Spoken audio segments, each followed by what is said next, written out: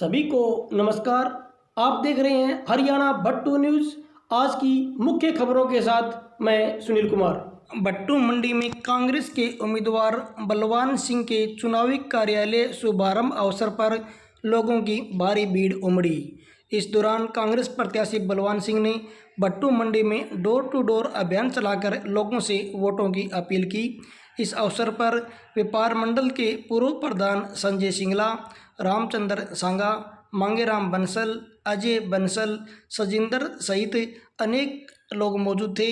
सुनिए कांग्रेस के उम्मीदवार बलवान सिंह का यह संबोधन। तारीख को आपको अपना नुमाइंदा चुन के हरियाणा विधानसभा में भेजना है और उसी कार्यक्रम के तहत जो ये हमारा चुनाव कार्यालय का उद्घाटन है, उसी के कड़ी के अंदर हम सभी साथी आज यहाँ पे इकट्ठे होके और इस जीत के अंदर इस यज्ञ में अपनी आहुति डालने के लिए जो सभी साथी अपने गांव से चल के यहाँ पे इस यज्ञ में पहुँचे हैं, उन सभी साथियों के एक एक कदम का मैं तहे दिल से आभार व्यक्त करता हूँ, धन्यवाद करता हूँ।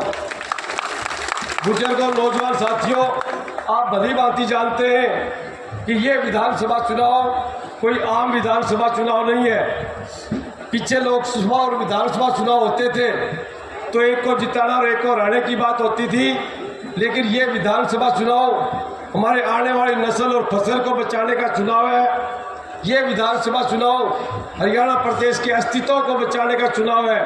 इसलिए लंबी सोच का परिचय देते हुए आने वाली पीढ़ी के उज्जवल भविष्य के लिए, हरियाणा प्रदेश के उज्जवल भविष्य के लिए कांग्रेस पार्टी का साथ दें और आपके भाई, आपके बेटे को भारी बहुमत से जिता के 5 अक्टूबर को एक एक कीमती वोट हाथ के सामने का बटन दबा के भारी बहुमत से जिता के हरियाणा विधानसभा में भेजने का काम करें। क्योंकि ये चुनाव अगर इस बार कोई किंतु परंतु हो गई तो उसकी भरपाई असंभव नहीं तो मुश्किल जरूर हो जाएगी।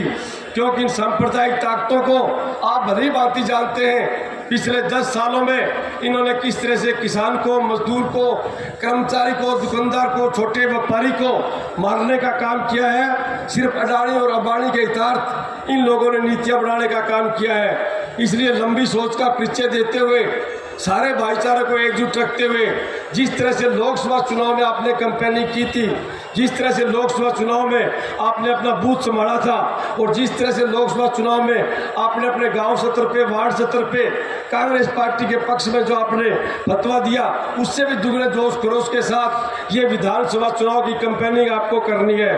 क्योंकि बुजुर्गों, नौजवान साथियों, ये विधानसभा चुनाव आने वाली पीढ़ी के लिए एक बहुत ही मील का पत्थर साबित होगा।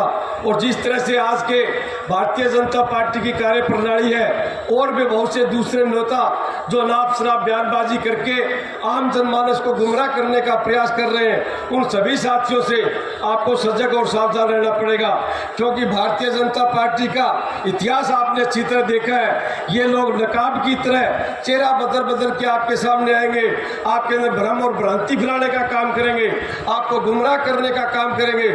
सभी साथियों को लोकसभा चुनाव की तरह सजग और सावधान रहते हुए, इनके मुंह के ऊपर करारी चप्पत मारते हुए कांग्रेस पार्टी के पक्ष में फैसला दिया है। क्योंकि आप भारतीय जनता पार्टी के कार्यकाल से वाकिफ है, फतेहाबाद के विधायक के कार्यकाल से वाकिफ है। और तो और आपको फतेहाबाद के विधायक ने जो आप 5 साल के अंदर आम आदमी को प्रताड़ित करने का काम किया, चाहे भ्रष्टाचार का मामला हो, चाहे विकास का मामला हो, चाहे कोई दूसरे मामला हो, हर समय इन्होंने भेदभाव करने का काम किया। ना तो इन्होंने ब्लॉक समिति ठीक से चलने दी, ना इन्होंने जिला परिषद ठीक से चलने दी और ना इन्होंने फतेहाबाद की नगर पालिका को ठीक से चलने दी। आज मैं अगर थोड़े शब्दों में कहूँ तो फतेहाबाद की नगर परिषद का कार्यालय हरियाणा सरकार द्वारा मंजूर शुदा भ्रष्टाचार का अड्डा बन चुका है। और हरियाणा सरकार ने जो इन लोगों को खुली छूट का जो इन्होंने फतवा जारी कर रखा है, इसके लिए सबसे बड़ा दोषी हमारे फतेहाबाद का विधायक है। कहने को तो भाजपा के लोग कहते हैं कि बिना पर्ची और खर्ची की सरकार है। मैं उनको कहना चाहूँगा कि फतेहाबाद के विधायक दूड़ाराम ने पर्ची खर्ची की जितनी धज्जियाँ उड़ाई, शायद ही किसी ने उड़ाई होगी। इसके ड्राइवर ने खुद इसके पीए के ऊपर आरोप लगाया है कि मेरे से नौकरियों के मामले में पैसे लिए थे, वो ड्राइवर इसकी गाड़ी भी चलाता था और वो पीए इसकी गाड़ी में रहता था। तो इसका मतलब जुड़ाराम तो अपनी गाड़ी में भ्रष्टाचार को लेके घूमता था और बातें करता है बड़ी बड़ी। पिछले दिनों मुझे एक शादी में मिल गया था, बोले अब तो मैं भी कहना शुरू कर दियो कि बलवान दिया मैं फोन सीधा उठाऊंगा, ते मेरे को सीधा फोन कर करो। मैं बोले ईब तो बेलिया वो टाइम टप गयो, ईब तो बीत पर बनाए फोन उठा लीजिए, थोड़ी बातें करिए। फिर बोले मैं विकास कार्य बहुत कराया है। मैं बोले तेने विकास को तो वीगो ही कौन मेरा विकास किया है। आपा भट्टू गौशाला में गया, जब तू बोले मैं 4 खाड़ा बना दिया, 2 राह बना दिया, तू सोचा खाड़ा राह ने विकास करना है, तू मेडिकल कॉलेज बनावार, कोई और बढ़िया चीज़ बनावार, या कोई जज्बाओं का डार, या कोई नई सड़क का डार, तो आप सोचा तो विकास करो। लेकिन तो HRDF है, तो मद है, AYC है, डी प्लान है, हम तो पीसा रूटीन में कोई सरकार हो आवे ही है। मैं कह तू 5 कोल 4 कोल का पीसा अगर तू तेरे लेवल पर ले है तो मैं बचा 5 कोल 4 कोल का पीसा 5 साल में कौन ले पायो। सिर्फ भ्रष्टाचार क्यों कर फैलाऊं, आई बात सारिया लागे रहे हो, चुपड़ासी लेगे DC तक सारा अफसरांगी जेब काटने में आपको ध्यान रखियो, विकास की तरफ कोई ध्यान को रखियो। चाहे कोई और दूसरी बात हो है, चाहे टापरा नौकरी लाने की बात हो है, और खावड़ा तूने बहुत सा साथी बैठे बन बट बेल वाड़ का तरे 4 बार ये लोग खाड़ो पड़े खावड़ा, बोले एक बार ये लोग खाओ, मैंने फिर तारा उद्घाटन करूंगा। शेम तो पहले मारे पड़े और अलबे की बात फेर करे, फिर बेचारा खुआए पसीने, लेकिन चालिया फेर ही कोनी। मैं तारे विश्वास दिलाऊं जो अपना भट्टू ब्लॉक है और सेम ही समस्याओं बड़ो ग्रस्त है, एक अगर आप समाधान नहीं करांगा तो आने वाला 20 साल में 25-30 गांव में पलायन करने पर मजबूत हो जाएगा। तो मेरे दिमाग में एक प्लान है कि आप राम सरोवर लेंगे और 2 ईयर तक जो रंगोली नालों है इन RCC को पक्को बढ़ावागा। और जो एक ट्यूबवेल लगाए ये आज के दिन सौर ऊर्जा पर है, सौर ऊर्जा ट्यूबवेल 7-8 घंटा चल से 24 घंटा कौन चल रहा है, और सर्दियों में तो 7-8 घंटा कौन चल रहा है। सरकार आने के बाद में और ट्यूबवेला पर 24 घंटा बिजली सप्लाई देगा और D ग्रुप एक युवा साथी में बड़ा रोजगार देगा ताकि वो बड़े 24 घंटा अपनी ड्यूटी दे और 24 घंटा ट्यूबवेल चल रहा है। और फिर रंगोली नाला में पानी पड़ा वो जाके 2 ईयर में खाली हो जाए तो आप लोग कोई को जीन को ढंग पड़ेगा। वे सागे सागे दुकानदार और छोटा व्यापारी आज वेंटिलेटर पर है 95%।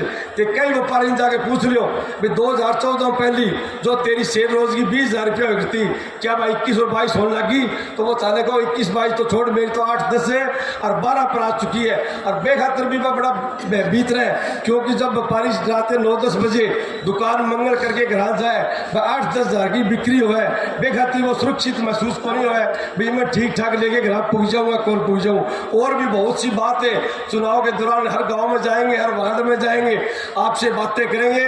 आज समय अभाव है क्योंकि हमें मंडी का डोर टू डोर कैंपेनिंग भी करनी है, पहले चुनाव करेंगे उद्घाटन करेंगे और उसके बाद में जिस तरह से जो जो प्रोग्राम होंगे समय जिस तरह से हमारे आगे आएगा हम उस तरह से उस समय को करते जाएंगे।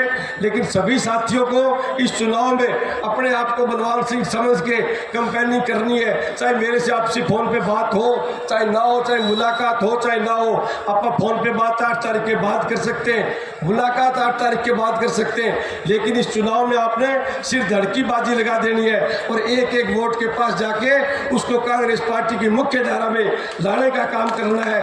इस तरह से बहुत से साथी और भी थे हमारे जो कह रहे थे कि